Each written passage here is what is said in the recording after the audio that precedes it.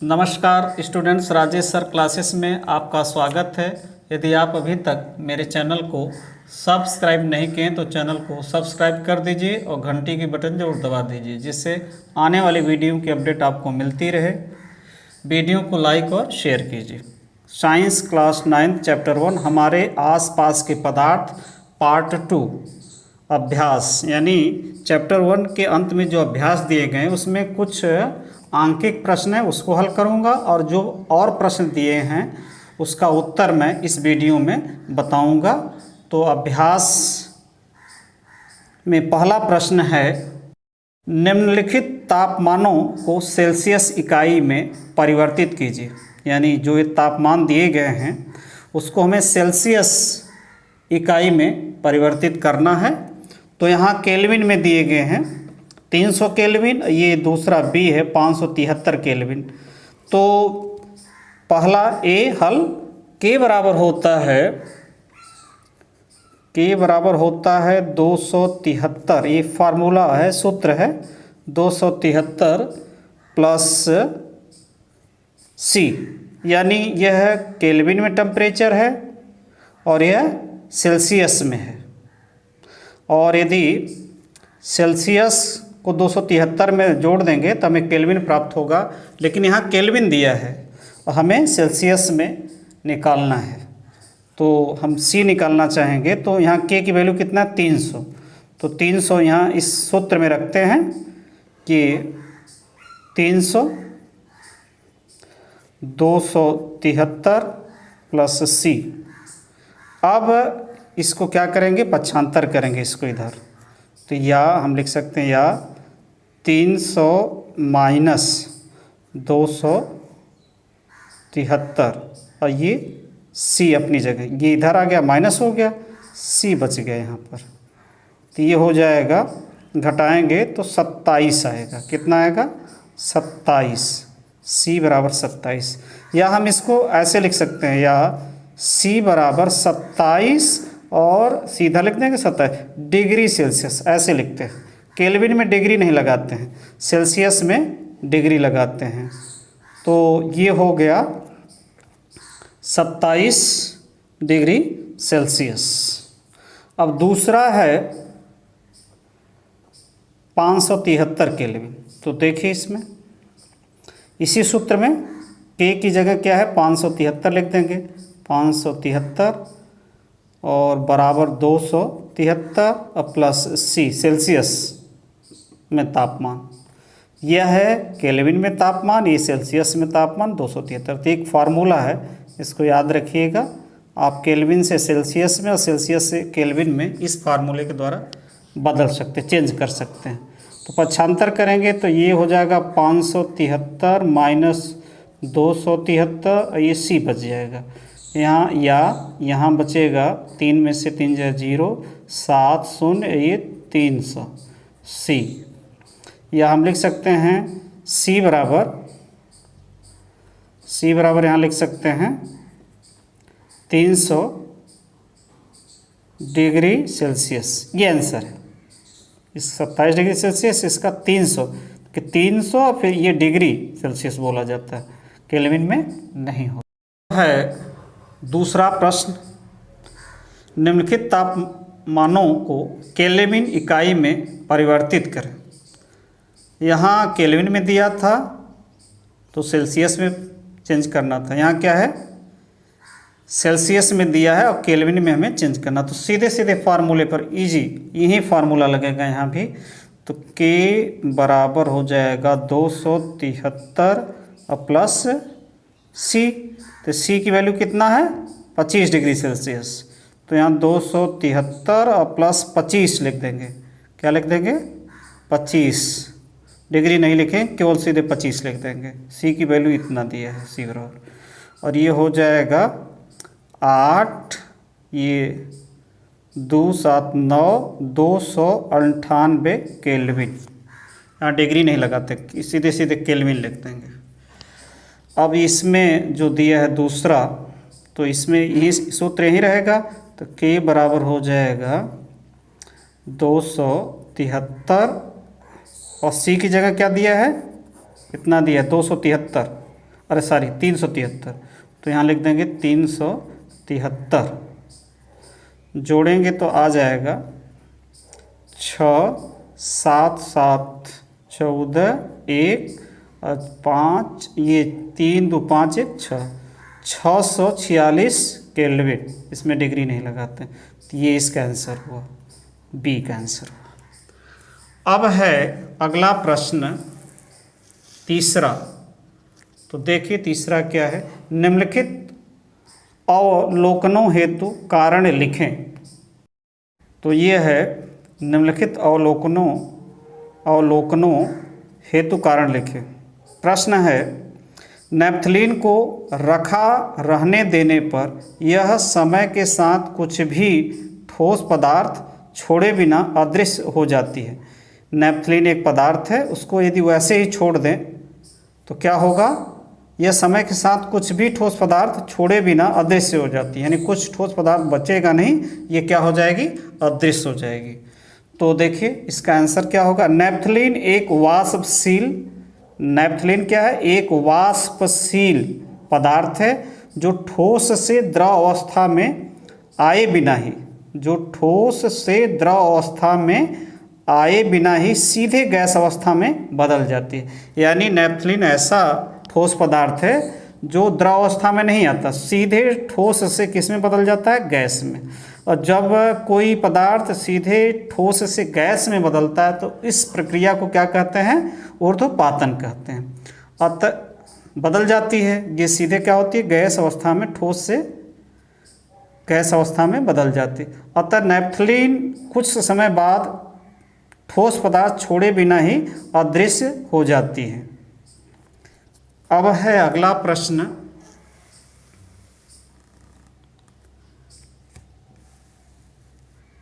हमें इत्र की गंध बहुत दूर बैठे हुए भी पहुंच जाती है। हमें इत्र की गंध बहुत दूर बैठे हुए भी पहुंच जाती है। इसका कारण लिखना, क्यों ऐसा होता है। इत्र देखिए, इत्र एक वाष्पशील द्रव होता है। इत्र क्या है, एक वाष्पशील द्रव होता है, यानी यह बहुत तेज़ी से किस में बदलता है, वाष्प में बदलता है, जो तेज़ी से वाष्प में बदलता है। इस कारण इत्र के कण तेज़ी से सभी दिशाओं में विसरित हो जाते हैं। इस कारण क्या होते हैं, इत्र के कण जो होते हैं सभी दिशाओं में तेज़ी के साथ विसरित हो जाते हैं। इसलिए इत्र की गंध हमारे पास बहुत दूर बैठे होने पर भी पहुंच जाती है। यानी इनकी विसरण की दर, यानी विसरण की दर क्या होती है, बहुत तेज़ होती है। हम दूर भी बैठे हैं तो इनकी गंध हमारे तक पहुंच जाती है। अब अगला प्रश्न है चौथा, निम्नलिखित पदार्थों को उनके कणों के बीच बढ़ते हुए आकर्षण के अनुसार व्यवस्थित करें। जल, चीनी, ऑक्सीजन। यानी निम्नलिखित ये पदार्थ दिए गए हैं, 3 पदार्थ हैं, जल, चीनी और ऑक्सीजन। इनको बढ़ते हुए आकर्षण, बीच बढ़ते हुए आकर्षण के अनुसार व्यवस्थित करें। तो सबसे अधिक आकर्षण बल किसमें होता है, वो लास्ट में रहेगा, सबसे कम पहले रहेगा। तो देखिए ऑक्सीजन क्या होगा, ऑक्सीजन, ऑक्सीजन, ऑक्सीजन के बाद आएगा जल, ऑक्सीजन के बाद जल, और जल के बाद क्या होगा, चीनी। यानी ऑक्सीजन के बीच जो आकर्षण बन, क्योंकि ऑक्सीजन गैस है, तीन इसके बीच जो आकर्षण बल होगा बहुत कम होगा। ये क्या होगा, बहुत कम होगा जल की अपेक्षा। जल की अपेक्षा ऑक्सीजन के बीच जो आकर्षण बल होगा जल की अपेक्षा बहुत कम होगा। और अब यहाँ ये इससे कम होगा, इसके बीच आकर्षण बल। जल जो है वो चीनी की अपेक्षा कम आकर्षण से बंधा रहता है। तो सबसे अधिक आकर्षण बल किस में होता है, चीनी में, और सबसे कम किस में होता है, ऑक्सीजन। क्योंकि यह गैस अवस्था है, यह द्रव अवस्था है और ये ठोस अवस्था है। तो चीनी के बीच क्या होता है, आकर्षण सबसे अधिक होता है। अब है 5वां प्रश्न, निम्नलिखित तापमानों पर जल की भौतिक अवस्था क्या है। निम्नलिखित तापमानों पर जल की भौतिक अवस्था क्या है? तो पहला है 25 डिग्री सेल्सियस, 0 डिग्री सेल्सियस और 100 डिग्री सेल्सियस। तो ए है, ए का यानी 25 डिग्री पर 25 डिग्री सेल्सियस पर जल द्रव अवस्था में होता है, द्रव अवस्था में।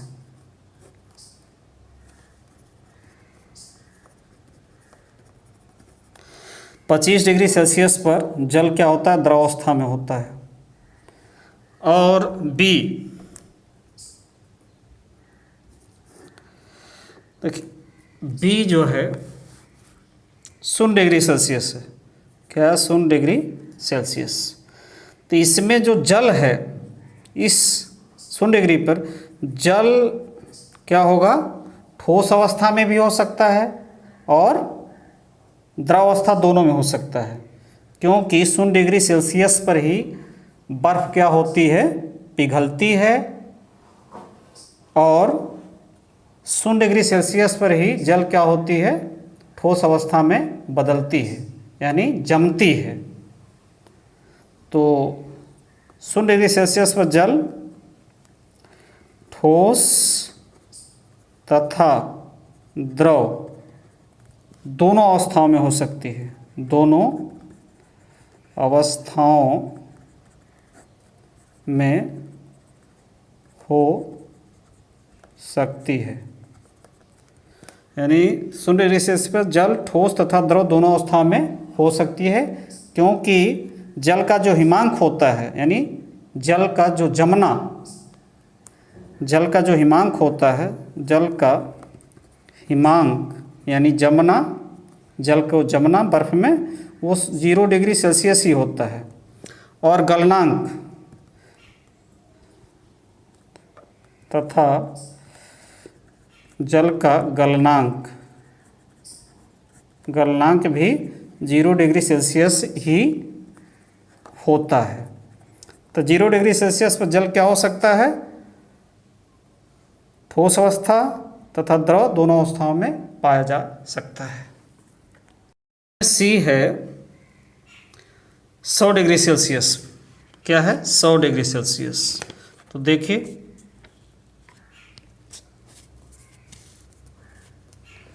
सी 100 डिग्री सेल्सियस पर जल द्रव अवस्था तथा वाष्प यानी गैस अवस्था,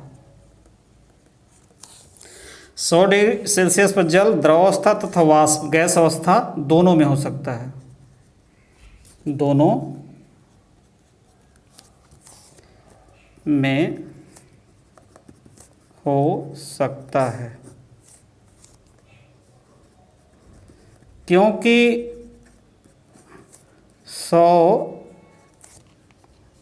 डिग्री सेल्सियस पर ही जल क्या होता है? उबलता है। क्योंकि 100 डिग्री सेल्सियस पर ही जल क्या होता है? उबलता है, यानी जलीय अवस्था उस समय होती है। और 100 डिग्री सेल्सियस पर ही क्या होता है? वाष्प। और 100 डिग्री सेल्सियस पर ही वाष्प जल यानी द्रव अवस्था में बदलता है, वाष्प द्रव अवस्था में बदलता है। यानी 100 डिग्री सेल्सियस पर जल क्या हो सकता है? द्रव अवस्था तथा गैस अवस्था दोनों में हो सकता है, क्योंकि 100 पर जल उबलता भी है और 100 पर ये क्या होता है? वाष्प द्रव अवस्था में भी बदलता है। अब है 6वां प्रश्न, पुष्टि हेतु कारण दे। जल कमरे के ताप पर द्रव है। जल क्या है? कमरे के ताप पर द्रव। तो देखिए जल का हिमांक यानी 0 0 डिग्री सेल्सियस होता है। यानी 0 डिग्री सेल्सियस पर जल क्या होता है, जमता है। जल का हिमांक 0 डिग्री सेल्सियस होता है और क्वथनांक क्या होता है, क्वथनांक 100 डिग्री सेल्सियस होता है। जल का हिमांक 0 डिग्री सेल्सियस होता है और क्वथनांक क्या होता है, 100 डिग्री सेल्सियस होता है। यानी यह 0 डिग्री पर क्या होता है, जमता है और 100 डिग्री सेल्सियस पर क्या होता है, गैस वाष्प में बदलता है। तो इस कारण इसलिए अतः इस कारण जल कमरे के ताप पर द्रव में होता है। और कमरे के ताप 27, 30, 35 यही सब होते हैं। तो भाई कमरे का ताप तो 100 डिग्री सेल्सियस होगा नहीं और 0 डिग्री सेल्सियस होता ही नहीं है। तो कमरे का ताप 25, 27, 28 यही सब होते हैं। तो इस कारण ये जल क्या होता है, द्रवावस्था में होता है। अब है लोहे की अलमारी कमरे के ताप पर ठोस है। जब लोहे की अलमारी क्या है, कमरे के ताप पर ठोस है। लोहे का जो गलनांक होता है, लोहे का गलनांक 1530 डिग्री सेल्सियस होता है। लोहे का गलनांक कितना होता है, 1530 डिग्री सेल्सियस होता है। और कमरे का ताप 27-25 होता है। तो इस कारण क्योंकि ये 1530 डिग्री सेल्सियस तक हो जाएगा तब ये क्या होगा, गलना शुरू होगा। इसी नाते ये क्या है, ठोस है। लोहे का गलनांक 1530 डिग्री सेल्सियस होता है, इसलिए कमरे के ताप पर लोहे की अलमारी ठोस अवस्था में होती है।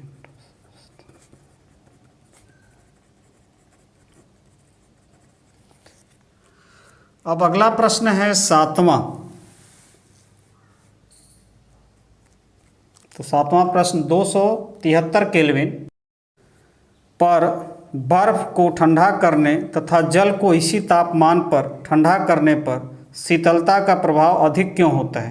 यानी 273 केल्विन पर बर्फ को ठंडा करने तथा जल को इसी तापमान पर ठंडा करने पर शीतलता का प्रभाव अधिक क्यों होता है। यानी बर्फ को ठंडा करेंगे तो शीतल अधिक क्यों होता है, ये पूछा गया है। तो 273 केल्विन का अर्थ है कि 0 डिग्री सेल्सियस। 273 का क्या अर्थ है, 0 डिग्री सेल्सियस। जब 273 पर बर्फ को ठंडा किया जाता है तो अपने आसपास के वातावरण से वो गुप्त ऊष्मा लेती है। क्या लेती है, गुप्त ऊष्मा लेती है। जो पहले इसकी अवस्था में जो क्या करता, गुप्त ऊष्मा क्या, जो पहले इसकी अवस्था में परिवर्तन लाता है, फिर इसके ताप में वृद्धि होती है। अपने वातावरण से अगल बगल से क्या करता है, वो गुप्त ऊष्मा लेता है। क्योंकि बर्फ के गलन की गुप्त ऊष्मा 80 कैलोरी प्रति ग्राम होती है। बर्फ के गलन की गुप्त ऊष्मा 80 कैलोरी प्रति ग्राम होती है। यानी 1 ग्राम बर्फ को चेंज करने में द्रवावस्था में 80 कैलोरी ऊष्मा की आवश्यकता होती है। तो ये कहाँ से लेता है, अपने वातावरण से। इस नाते क्या होता है, वहाँ शीतलता अधिक होती है। और जबकि इसी ताप पर जल केवल ताप वृद्धि के लिए ऊष्मा लेता है, और जबकि जल क्या करता है, इसी ताप पर केवल ताप वृद्धि के लिए ही ऊष्मा लेता है। अतः बर्फ ठंडा करने पर अधिक शीतलता प्रदान करता है, जबकि जल उसी ताप पर कम। भाई वो 80 कैलोरी प्रति ग्राम अधिक ऊष्मा वातावरण से जहाँ है उसे ग्रहण कर रहा है, तो इस कारण ये अधिक शीतल होता है। अब अगला है प्रश्न 8वां, उबलते हुए जल अथवा भाप में से जलने की तीव्रता किसमें अधिक महसूस होती है? यानी जल उबल रहा है और भाप भी है, तो किससे जलने की तीव्रता अधिक होगी, मतलब तेज जलन होगा किससे जलने पर? तो भाप से जलने की तीव्रता अधिक महसूस होती है। भाप से जलने की तीव्रता अधिक महसूस होती है क्योंकि 100 डिग्री सेल्सियस के तापमान पर वाष्प की गुप्त ऊष्मा 536 कैलोरी प्रति ग्राम अधिक होती है उसी तापमान पर उबलते हुए जल की अपेक्षा। यानी जो वाष्प है 1 ग्राम में उसी टेम्परेचर पर जल के 1 ग्राम से उसमें 536 कैलोरी ऊष्मा अधिक होती है। यानी 100 डिग्री सेल्सियस पर जो जल है और 100 डिग्री सेल्सियस पर जो वाष्प है, तो वाष्प में 536 कैलोरी प्रति ग्राम में ऊर्जा अधिक होती है, ऊष्मा अधिक होती है। इस कारण भाप से जलने की तीव्रता अधिक महसूस होती है। अब 9वां प्रश्न है, निम्नलिखित चित्र के लिए A, B, C, D, E तथा F की अवस्था परिवर्तन को नामांकित करें। तो देखिए आंसर यहाँ पर दिया गया है नामांकित चित्र। तो इसमें ठोस से सीधे द्रव यानी A, तो A क्या है? और फिर यहाँ पर B, द्रव से गैस बदल रहा है, तो ये प्रक्रिया क्या कहलाती है? फिर यहाँ पर गैस से द्रव, तो C, ये प्रक्रिया क्या कहलाती है? अवस्था परिवर्तन क्या कहलाती है? फिर द्रव से ठोस D, तो ये अवस्था परिवर्तन क्या कहलाती है? और फिर इसके बाद है सीधे ठोस से गैस, यहाँ देखिए ठोस सीधे गैस, और फिर गैस से सीधे याप होते हुए ठोस। ये A, B, C, D, E तथा F की अवस्था परिवर्तन को नामांकित करें, यानी नामकरण करना हमें। और यहाँ पर है ऊष्मा में वृद्धि तथा दाब में कमी। यहाँ क्या किया जा रहा है? ऊष्मा में वृद्धि की जा रही है। और यहाँ क्या है? ऊष्मा में कमी तथा दाब में वृद्धि। ऊष्मा में वृद्धि तथा दाब में कमी, और यहाँ ऊष्मा में कमी जस्ट विपरीत तथा दाब में वृद्धि। तो देखिए ठोस से जब ठोस अवस्था से द्रव अवस्था में कोई पदार्थ बदलता है तो उसे कहते हैं संगलन। क्या कहते हैं? संगलन। तो ये है संगलन यानी गलना, एक प्रकार से संगलन। अब है द्रव से गैस जो बदलता है इसको वाष्पीकरण कहते हैं। ये द्रव अवस्था से गैस अवस्था, ये देखिए B, तो B क्या होगा? वाष्पीकरण। ये अवस्था परिवर्तन क्या है? वाष्पीकरण। अब C, गैस से द्रव। जब गैस से द्रव में कोई पदार्थ गैस अवस्था से द्रव अवस्था में बदलती है तो उसे संघनन कहा जाता है। तो C क्या होगा? संघनन। अब D देखिए, D है द्रव से ठोस, जम रहा है, द्रव से ठोस बन रहा है, तो इसको जमना कहते हैं, जमना। अब क्या है? 4 हो गए। यप, ठोस से सीधे गैस। देखिए ठोस, ये लाइन है सीधे गैस, तो इसको E को कहेंगे ऊर्ध्वपातन। इस अवस्था परिवर्तन को क्या कहते हैं? ऊर्ध्वपातन।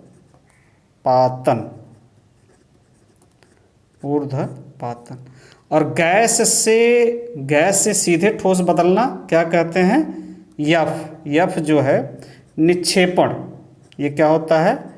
निक्षेपण।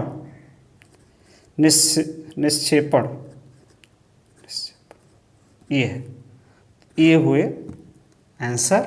नमस्कार।